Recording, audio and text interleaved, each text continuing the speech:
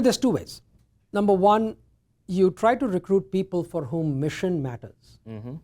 And our mission is very clear, right? We want to innovate for a sustainable future, for a sustainable world. And there are a lot of people, especially in the millennial and the Gen Z generations, who truly care about this. Yep.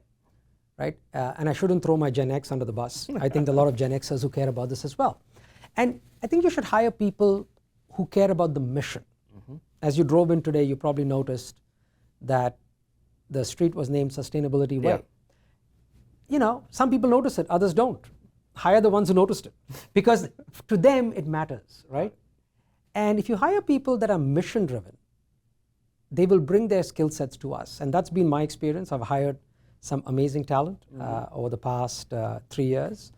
We've been able to attract, when we post jobs, we get some of the best folks from some of the top universities, top companies, including from some of the best tech firms that want to join. And many of them talk about being mission driven and being inspired by our mission. So that's vector number one.